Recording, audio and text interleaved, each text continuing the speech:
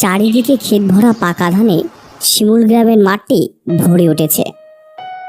বলা চলে এক সময়ে মাঠটি ছিল দস্যুদের ঘাঁটি। গায়ের লোক তাদের অত্যাচারে সন্ধ্যা হলেই ঘরের দরজা জানলা বন্ধ করে শুয়ে পড়ত। একদিন রাতে ভাগ বটরা নিয়ে তাদের নিজেদের মধ্যে লড়াই শুরু হয়। সেদিন রাতে সর্দার সমেত 6 জন দস্যুকে গলার নলি কাটা অবস্থায় ওই মাঠের মধ্যেই পড়ে থাকতে দেখা যায়। তারপর থেকে গায়ের লোক মাঠটির নাম রাখে নলি কাটার মাঠ। এই ঘটনার কিছুদিন পর থেকে এই মাঠে শুরু হয় অশরীরী আত্মার ভৌতিক সব ক্রিয়াকলাপ।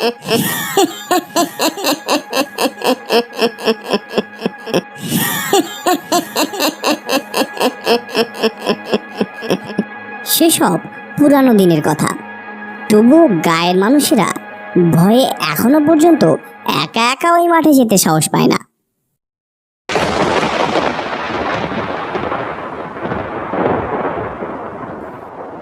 বাবা রঞ্জন, আকাশের অবস্থা তেমন ভালো নয়। বর্ষা নামার আগে মাঠের পাকা ধানগুলো কেটে বাড়িতে না আনতে পারলে যে না খেতে পেয়ে মরতে হবে। তুই কিছু একটা কর ভাব। তুমি কিছু চিন্তা করো না বাবা, আমি সুনীল আর যোগেশকে নিয়ে এক্ষুনি মাঠে যাচ্ছি।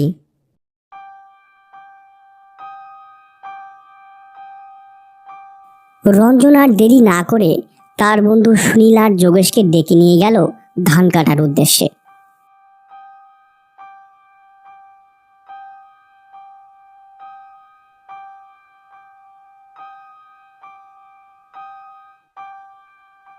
সুনীল, যোগেশ, বিকেল গড়িয়ে এসেছে, তোরা এবার বাড়ি চলে যা, আমি আর একটু কাজ করে আসছি। কিন্তু এই জনহীন মাঠে তোকে একা ফেলে আমরা কিছুতেই যাব না। তাছাড়া এই মাঠটা তো ভালো না। চারিদিকে কেমন অন্ধকার নেমে এসেছে, দিন কি রাত কিছুই বোঝা যাচ্ছে না। তুইও আমাদের সঙ্গে বাড়ি চল ভাই। তোরা বাড়ি ফিরে যা, আমার কিছু হবে না।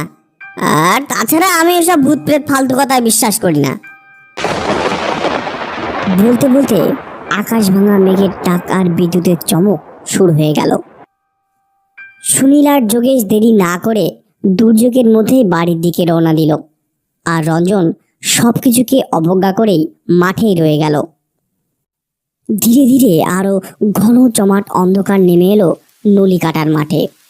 তারপর ঝিমঝিম করে বৃষ্টি পড়তে আরম্ভ করলো।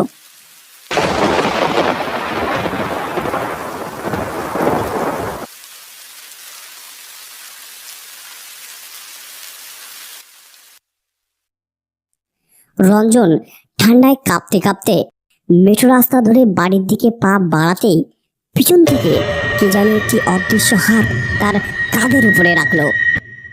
হাতটি যেন বরফের মতো ঠান্ডা। রঞ্জন পিছনে ঘুরতেই তার পুরো শরীরটা আতঙ্কে ভরে উঠল। সে দেখলো তার পিছনে রক্তবর্ণ চোখে দাঁড়িয়ে আছে একটি অশরীরী মূর্তি। মূর্তিটি মাঠ কাঁপিয়ে হেসে উঠল। সে হঠাৎ তার ধারালো নখ দিয়ে রঞ্জনের গলার নলি কেটে দিল। আর রঞ্জন ধীরে ধীরে মাটিতে লুটিয়ে পড়ল। মূর্তিটির মুখে একটি মোটা গোঁফ, কপালে কালো তিলক, কানে বড় বড় দুটি লোহার মাকড়ি আর নলি কাটা। সেখান থেকে ফিনকি দিয়ে বেরিয়ে আসে লাল লাল রক্তের ধারা। আর তার পিছনে দাঁড়িয়ে আছে একই রকম 5টি মূর্তি।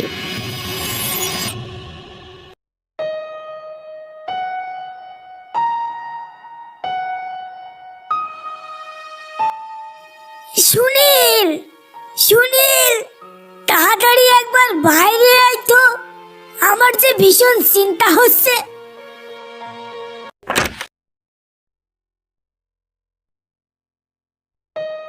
আরে খুড়ো যে, তা এত সকালে কি হয়েছে খুড়ো? দেখ না রে সুনীল, রঞ্জন কাল রাত থেকে বাড়ি ফেরেনি। কোথায় গেল ছেলেটা তা কে জানে। তুই আর যোগেশ তো কালোর সাথে ধান কাটতে গিয়েছিলি। বলছো কি খুড়ো? আমি আর যোগেশ তো ঝড় বৃষ্টি শুরু হওয়ার আগেই ফিরে এসেছিলাম। ওকেও আসতে বলেছিলাম কিন্তু আসেনি। হায় রে, কি সর্বনাশ! তোরা ওই ভূতের মাঠে ছেলেটাকে একা ফেলে চলে এলি? সে কি আর বেঁচে আছে? হরিপদ বুড়োর কথা শুনে সুনীল পাশের বাড়ি থেকে যোগেশকে ডেকে নিয়ে চলল সেই নলিকাটার মাঠে। ততক্ষণে শিমুল গায়ে এই খবরটা সকলের কানে পৌঁছে গেছে। তাই তাদের সঙ্গে কয়েকজন গায়ের লোকও চলল মাঠের উদ্দেশ্যে। তারা সারা মাঠ খুঁজেও রঞ্জনকে কোথাও পেল না।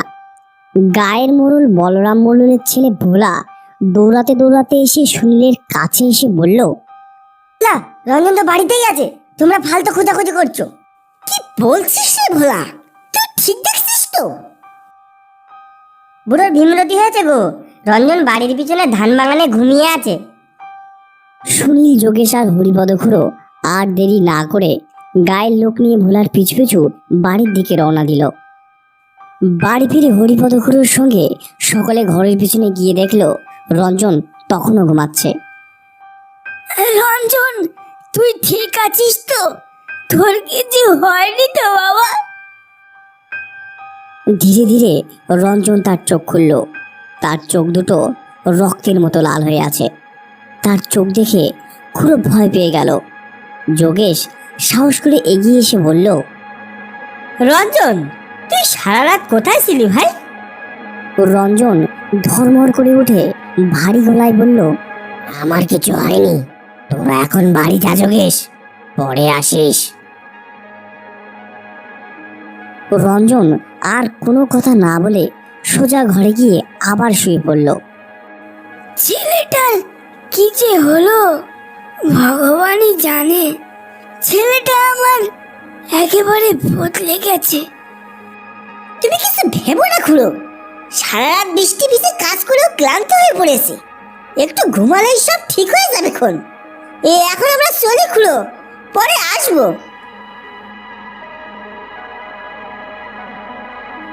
ধীরে ধীরে রাতের আধার ঘনিয়ে এলো, কিন্তু রঞ্জনের ঘুম ভাঙল না।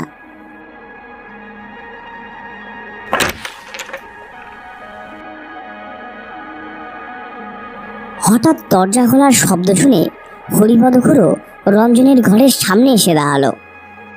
রঞ্জনের ঘরের দরজা খোলা, রঞ্জন ঘরে নেই। খুড়ো লণ্ঠন হাতে বাইরে বেরিয়ে এসে দেখলো রঞ্জন বাড়ির সামনে রাস্তা দিয়ে হেঁটে যাচ্ছে। খুড়ো অন্ধকারের মধ্যে রঞ্জনের মুখটা ভালো করে দেখতে পেল না। হরিপদ খুড়ো ভয়ে পিছন থেকে রঞ্জনকে ডাকতে সাহস পেল না। সে ঘরে গিয়ে লণ্ঠন জেলে ঘুমিয়ে পড়ল।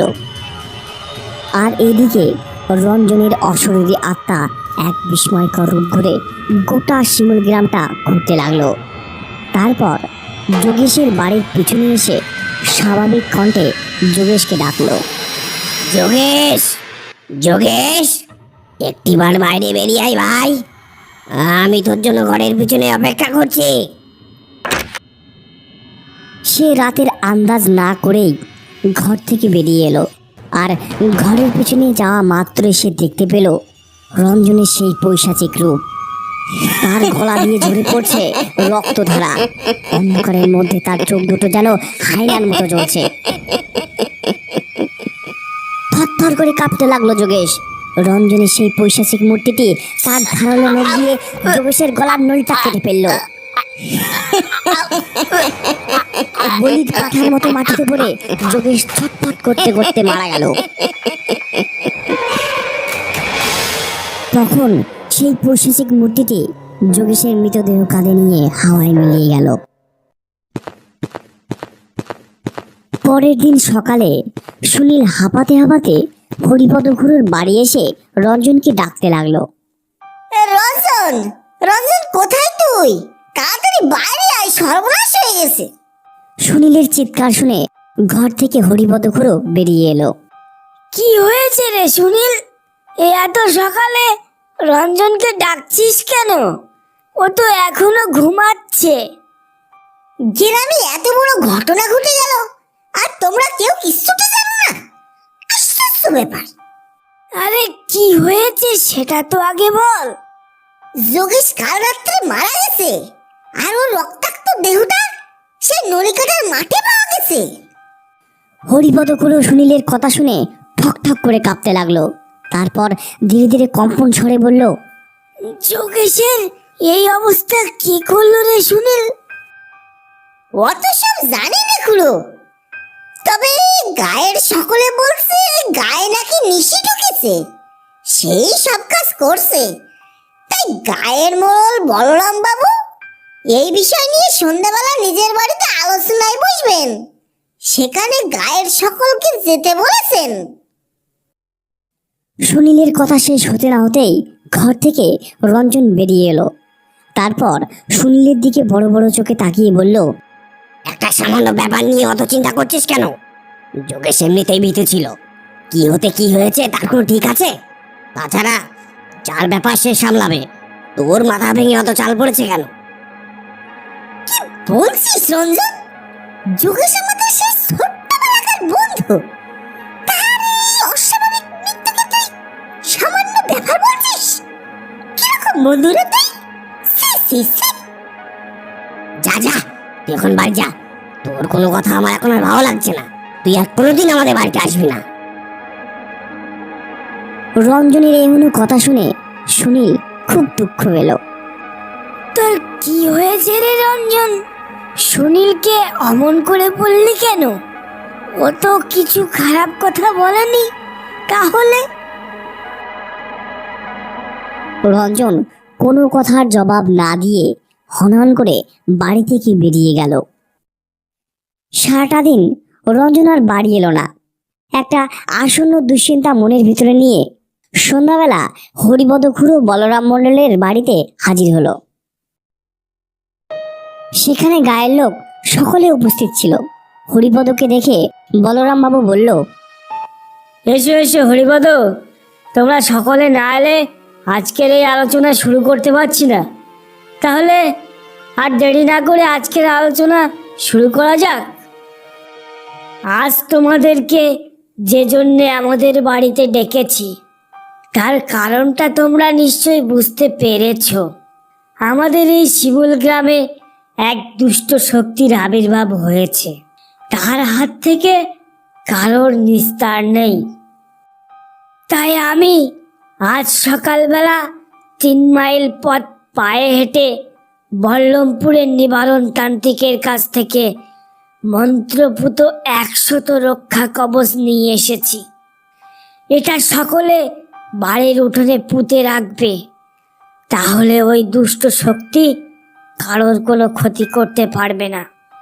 আর হ্যাঁ, রাতে কেউ ডাকলে ঘর থেকে বাইরে বের হবে না।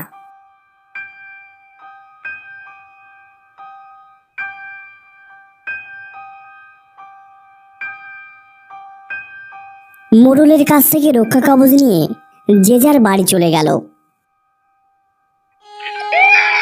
সকাল হলে রতন বুড়োর মৃতদেহ পাওয়া গেল ওই নলি কাটার মাঠে।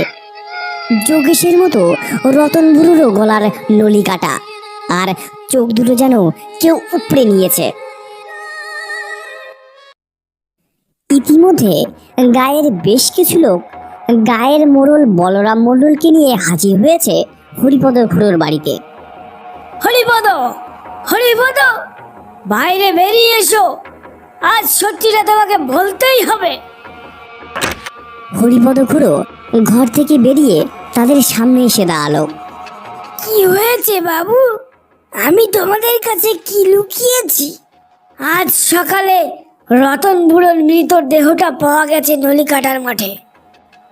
কাল রাতে মোড়ল মশাইয়ের বাড়িতে আলোচনার সময় সবাই উপস্থিত ছিল, কিন্তু রঞ্জন ছিল না। তাছাড়া প্রায় রাতে ও বাড়িতে থাকে না। তাই আমাদের সন্দেহ তোমার ছেলে রঞ্জন এই কাজ করেছে। ও একটা জানোয়ারে পরিণত হয়েছে। কোথায় কোথায় সে?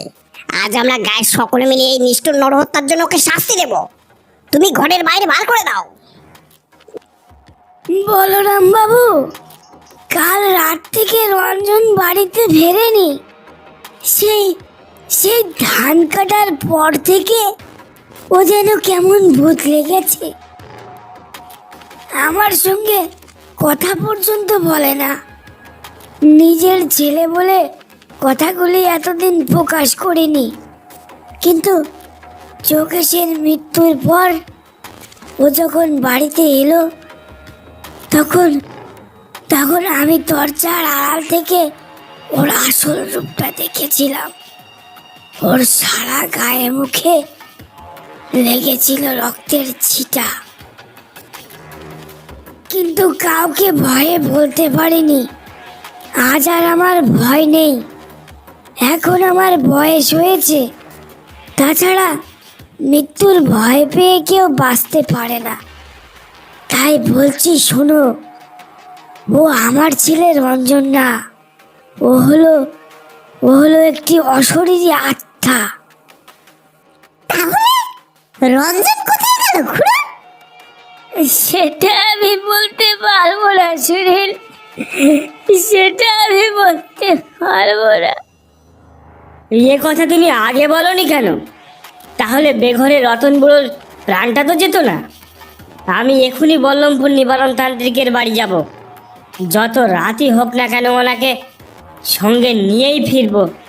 তোমরা সকলে সাবধানে থেকো। এই বলে মোড়ল মশাই বল্লমপুরের উদ্দেশ্যে রওনা দিল।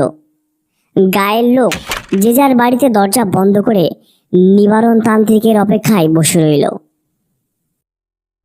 ক্রমে দিনের আলো ফুরিয়ে চারিদিকে অন্ধকার নেমে এলো।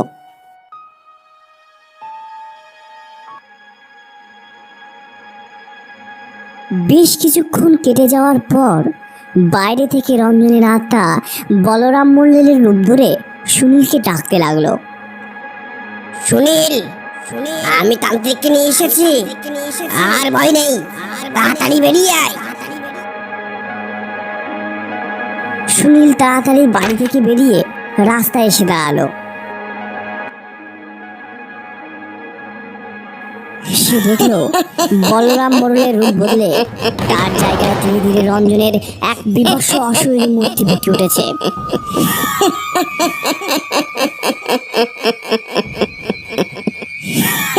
তখন মূর্তিটি অট্টহাসিতে ফেটে পড়ল। তারপর অশরীরী মূর্তিটি যোগেশ আর রতনপুরের মতো তাকেও মেরে তার বাড়ির সামনে ফেলে রেখে চলে গেল। তাড়াতাড়ি পা চালা বলরাম, ও আবার আর একজনকে মেরে ফেলেছে। নিবারণ তান্ত্রিকের কথা শুনে বলরাম মোড়ল চলার গতি কমিয়ে দিয়ে ভীতু স্বরে বলল, কিন্তু গুরুদেব, আমি তো গায়ের লোককে ঘর থেকে বার হতে নিষেধ করেছিলাম, তাহলে কিভাবে হলো এসব? ওরা সব কিছুই করতে পারে, তাই সে ছলনা করে বাড়ি থেকে বার করে ওকে মেরে ফেলেছে। ওই নরপিশাচ কাকে মেরেছে আপনি কি বলতে পারবেন গুরুদেব? না, অবশ্য সে ক্ষমতা আমার নেই।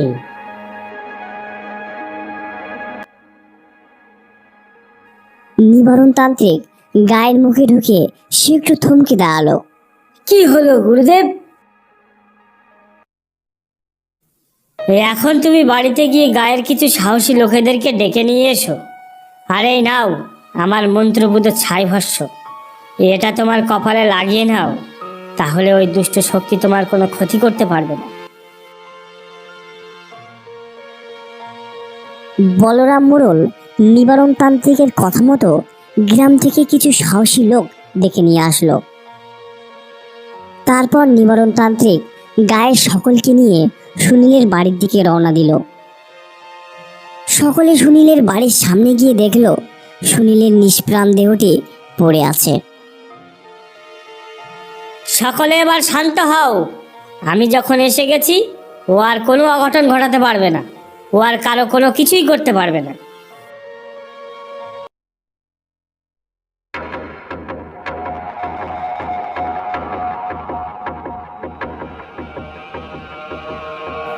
এবার তোমরা সকলে এই গণ্ডির মধ্যে ঢুকে পড়ো। আমি বাইরে থেকে মন্ত্র পাঠ করব, আর কিছুক্ষণের মধ্যেই এখানে ওই অশরীরী আত্মার আবির্ভাব ঘটবে। নিবারণ তান্ত্রিক মৃতদেহের গামছায় হাত রেখে মন্ত্রপাঠ করতে শুরু করলো। ওম ব্রিং ব্রিং চামুন্ডায় নমঃ। মন্ত্রপাঠ শেষ হতে একটি দমকা হাওয়ায় রাস্তার পাশে জাম গাছটা একটি মোটা ডাল মরমর শব্দে ভেঙে পড়ল মাটিতে।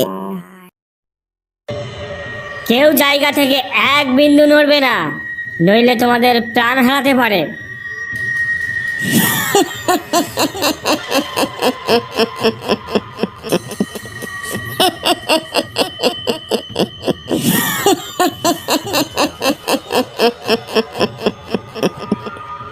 এবার অশরীরী আত্মাটি জাম গাছ থেকে শূন্যে ভেসে নেমে এলো। তারপর তান্ত্রিকের সামনে এগিয়ে আস্তে আস্তে বলতে লাগলো, আমি আমি কাউকে ছাড়বো না, সকলকে সকলকে মেরে ফেলবো। ওম ব্রিং নিবারণ ব্রিং তান্ত্রিক আর দেরি না করে চামুন্ডায় তার নমঃ। ঝুড়ি থেকে মন্ত্রভূত ফুল আর গঙ্গা জল সেই গামছায় ছিটিয়ে দিতেই পৈশাচিক মূর্তিটি গায়ে আগুন ধরে উঠল। ওম ব্রিং ব্রিং চামুন্ডায় নমঃ। ছেড়ে দে, আমি আর কোনোদিন আসবো না। আগে বল কে তুই, আর কি জন্য এভাবে গায়ে সকলকে মারছিস? বলছি বলছি, আগে আমার গায়ে জ্বালাটা মেটা। না, আগে তুই আমার প্রশ্নের জবাব দে, তারপর আমি তোর কথা শুনবো। বল, নইলে কিন্তু। বলছি বলছি, আমি রঞ্জন। নলিকাটার মাঠে ঠিক এইভাবেই দস্যু দলের অশরী আত্মা আমার গলার নলি কেটে আমাকে মেরে ফেলেছিল। তাই তাই আমি আমার বন্ধুদেরকে মেরে আমার সঙ্গী বানিয়ে নিয়েছি। এবার এবার আমাকে ছেড়ে দে। গায়ে লোক অবাক দৃষ্টিতে বাকরুদ্ধভাবে তাকিয়ে আছে সেই অশরীরী আত্মাটির দিকে। এর আগে তারা এমন দৃশ্য কখনোই দেখেনি। আমি তোকে ছেড়ে দিতে পারি, তার আগে তোকে এই গায়ের লোকের সামনে একটি কথা দিতে হবে। তুই আর তোর দলবল এই শিমুল গায়ের মানুষদের কোনো ক্ষতি করতে পারবি না, আর এই গা ছেড়ে অনেক দূরে চলে যাবি। বল, যাবি? হ্যাঁ হ্যাঁ, আমি কথা দিচ্ছি, আমি কথা দিচ্ছি, এই গায়ের মানুষের কোনো ক্ষতি আমি করব না। আজ থেকে আমি সকল অশরীরী আত্মাদেরকে নিয়ে এই গা থেকে বহু দূরে চলে যাব। নিবারণ তান্ত্রিক ঝুলি থেকে মন্ত্রভূত জল নিয়ে অশরীরী আত্মার গায়ে ছুরি মারতেই গায়ের আগুন নিভে গেল। যা, তোকে আমি মুক্ত করে দিলাম। এবার তুই এই শিমুল গা ছেড়ে চিরদিনের জন্য চলে যা। তাই হবে।